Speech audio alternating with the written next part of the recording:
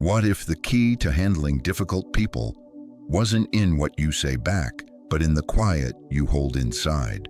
Imagine that quiet not as emptiness, but as a cultivated space, a sanctuary you've built thought by thought, choice by choice.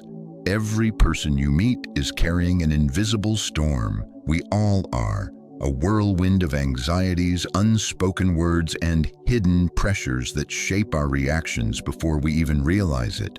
On the outside, we function, we smile, we work, we navigate the world. But internally, for so many, it's a reactive battlefield, a place where every external comment becomes an internal command, where another person's mood dictates our own weather. We were meticulously taught to achieve, to strive, to push harder towards external goals. But who taught you to protect the most important territory you will ever govern? Your own mind. Your thoughts are not facts. They are transient weather patterns passing through the vast sky of your awareness. Some are gentle rains, some are sudden thunderstorms, but none are the permanent climate. The Stoics knew this 2,000 years ago. They weren't seeking passive detachment. They were engineers of inner freedom. True strength, they argued, isn't found in louder arguments or sharper comebacks. It's forged in the silent, deliberate space between what happens to you and how you choose to respond. That space is your fortress, not a wall to hide behind, but a stronghold from which you observe, discern, and act with intention. Today, we're not just talking about that fortress. We're laying the blueprint for its construction. Let's start with the foundation, your relationship with your own thinking. Most of us live as if every thought in our head is a command from headquarters. If it feels urgent, we obey. If it feels true, especially if it's painful, we believe it unquestioningly. We conflate intensity with truth. But your mind is not a courtroom where every thought is evidence. It's more like a generative artist, constantly producing sketches, helpful ones, painful ones, absurd ones, random fragments of memory and imagination. The critical error, the one that costs us our peace, is believing that because a thought arrives, it must be important, that because it speaks in your internal voice, it speaks your deepest truth. This is a fundamental misidentification. You are not the thought. You are the consciousness aware of the thought. You are the screen upon which the movie plays, not the characters within it. This distinction is not philosophical wordplay. It is the single most liberating realization you can have. When you grasp this, even for a fleeting moment, everything changes. You stop being a prisoner dragged from cell to cell by every passing mental storm. You stop reacting to fear as if it's a guaranteed prophecy. Instead, you begin to see the gap, the sacred pause between stimulus and your response. And in that gap, that's where your sovereignty lives. It houses the power to choose, not to follow the old, painful storylines written by habit. The power to pause before spiraling into a familiar anxiety. The power to refuse to let someone else's poor behavior, insecurity, or malice become the architect of your identity. This shift from reaction to observation is where real change begins. It's not about control, but about clear seeing. It sounds deceptively simple, yet without this foundational awareness, we are trapped in a silent, exhausting loop. We react instead of respond. We survive our thoughts instead of living our lives. Some people spend decades and fortunes trying to fix themselves, when the only thing broken was their belief that their inner monologue was absolute truth. I'm not enough. They don't respect me. I'll always be this way. These aren't discovered truths. They're sentences, often borrowed from old wounds or past criticisms that your mind has rehearsed so many times they've carved a deep neural groove. But remember, a groove is not a cage.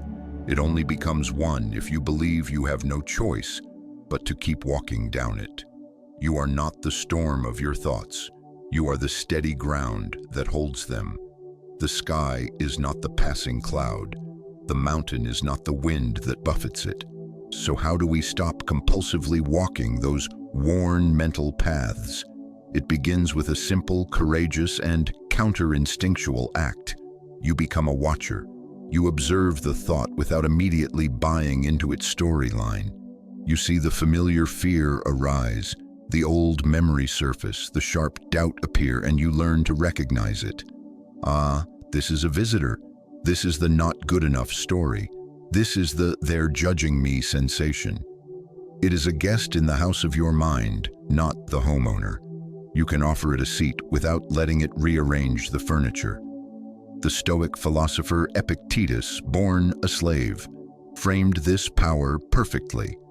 It's not what happens to you, but how you react to it that matters. And your reaction is always preceded by a perception, an assessment.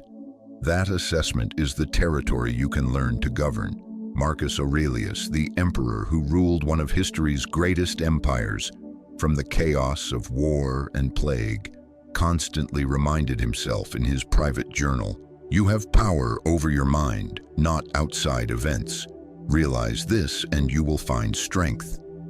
He wasn't writing platitudes, he was doing the reps daily to maintain the fortress of his character amidst unimaginable pressure. Here is where many well-intentioned seekers get lost. They mistake the goal. The goal is not to silence the mind into blank submission, to argue with a thought until it surrenders. That is just another form of warfare, a civil war that keeps you locked in the very ring you're trying to escape. Fighting a thought gives it substance, energy, and staying power. The true goal is not to control the mind like a stern machine, but to witness it like a wise gardener tending a vast living landscape. Some weeds grow on their own, patterns you didn't consciously plant, beliefs you inherited from family or culture, reactive habits formed in past protectiveness. But once you shine the light of your non-judgmental attention on them, you can decide with clarity, does this belong in the garden of my mind?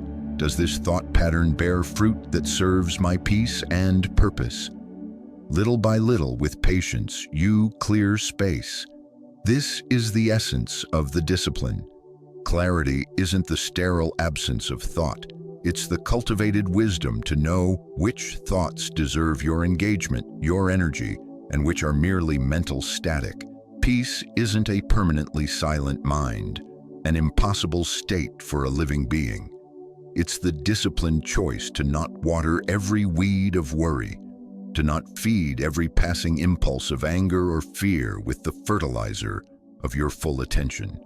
This cultivated awareness, this garden of the mind, becomes your ultimate and impenetrable shield against toxicity, because when you stop confusing your thoughts for yourself, an incredible, almost alchemical shift occurs in your interactions.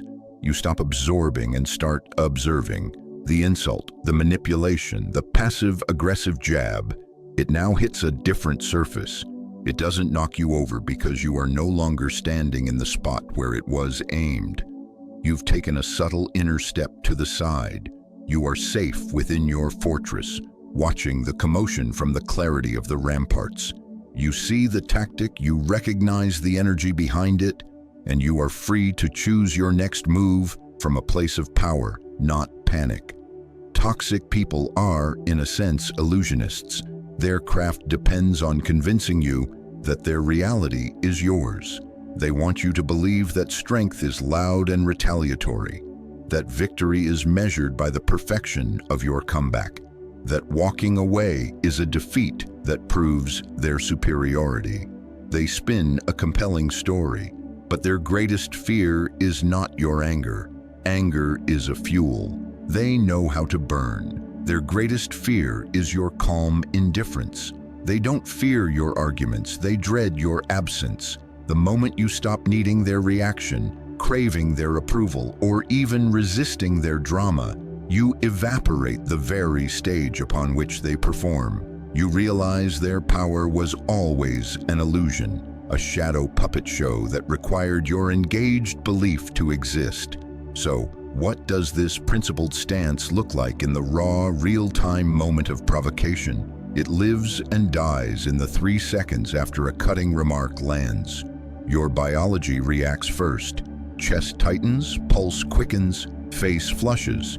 The ancient limbic script screams in bold font, defend, attack, explain, win.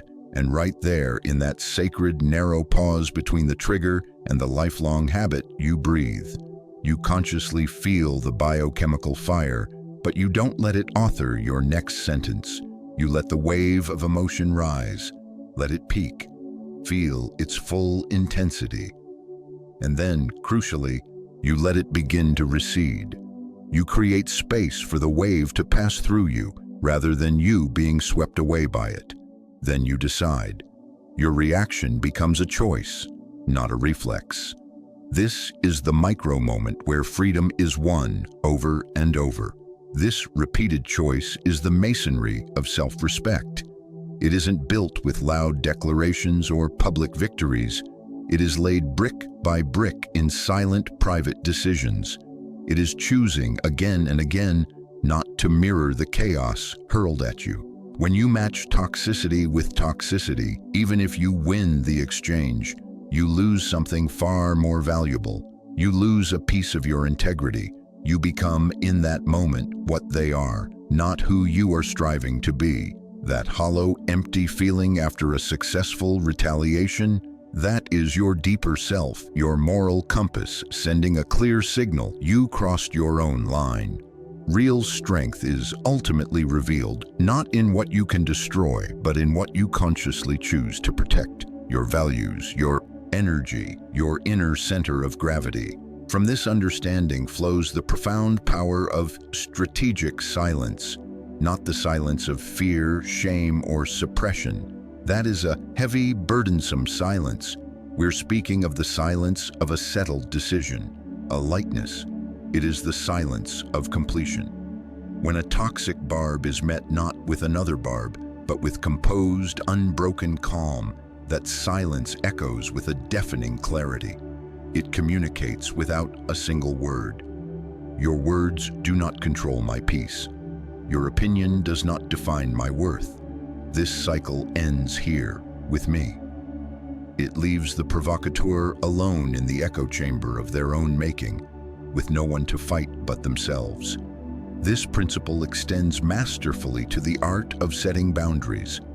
Most of us are deeply conditioned to believe that no is a rude word that requires a cushion of justification. We feel compelled to explain, to soften, to provide a logical dossier so the other person will understand, approve, and not be upset by our limit. But with tactically toxic individuals, every explanation is not heard as reason. It is received as a loophole, an opening for debate, a chance to argue against your right to your own peace. They will dissect your reasons to find the flaw. You must internalize this. Your peace is not a democracy. It is not up for a vote or a negotiation. No is a grammatically complete sentence. This doesn't work for me is a full and sufficient communication. You do not owe your time, your energy, or a detailed defense to someone whose track record shows a commitment to draining those very resources. As Seneca advised, avoid those who are unhappy and who want to make you unhappy. Setting a boundary is the application of that advice. This leads to the final and perhaps most liberating realization. Letting go of the need to change the toxic person, to be understood by them, or to get closure from them is not weakness. It is the pinnacle of strategic clarity. It is seeing the rigged game for what it is and consciously, calmly choosing to stop playing. Your healing is an internal process. It does not require their participation, their apology, or their awareness. Your freedom is a state you claim. It does not need their permission to be enacted. Marcus Aurelius wrote, "If you are distressed by anything external, the pain is not due to the thing itself, but to your estimate of it. and this you have the power to revoke at any moment. You hold the sovereign power to revoke the influence you've granted others over your inner world. You can stop assigning existential meaning to their approval or disapproval. Ultimately, this journey is a homecoming, a return to the self you were before you learned to bend into shapes that pleased others, that avoided conflict, that sought safety and appeasement. You stop contorting to fit spaces that were never designed for your well-being. You stop the exhausting internal theater of rehearsing conversations that will never happen. Slowly, through the quiet, you begin to hear your own intuition again, not as a faint whisper, but as a clear, strong voice. The weight you've been carrying for so long, you begin to understand. It was never theirs to place on you. It was always yours to consciously, bravely put down. Therefore, the next time you feel the old hooks of provocation, remember your fortress. Pause. Take one conscious breath. Observe the thought, the insult, the pressure from the safety and perspective of your inner ramparts. Ask yourself this simple, grounding question. Will reacting to this serve my deepest values, or will it merely serve my transient pride? You will find that most of the time, the most powerful, elegant, and commanding move is no move at all. To be still, to be calm, to remain unshakably whole, while the storm exhausts itself against your peace and passes by.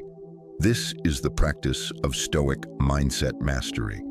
It is the quiet, daily cultivation of an inner world so robust, so rooted, and so resilient that the outer chaos simply cannot find a foothold. It's how you move from being a reactor to being a sovereign. If this path towards sovereign calm resonates with you, if you're ready to build a mind that cannot be taken hostage, your support helps guide others here. Hitting the like button directly tells the algorithm this content serves people seeking real strength, and subscribing to Stoic Mindset Mastery ensures you receive these weekly blueprints for building unwavering inner fortitude. Your peace is not a luxury, it is your foundation. It is worth protecting with wisdom and courage. Now go and continue building your fortress, brick by conscious brick.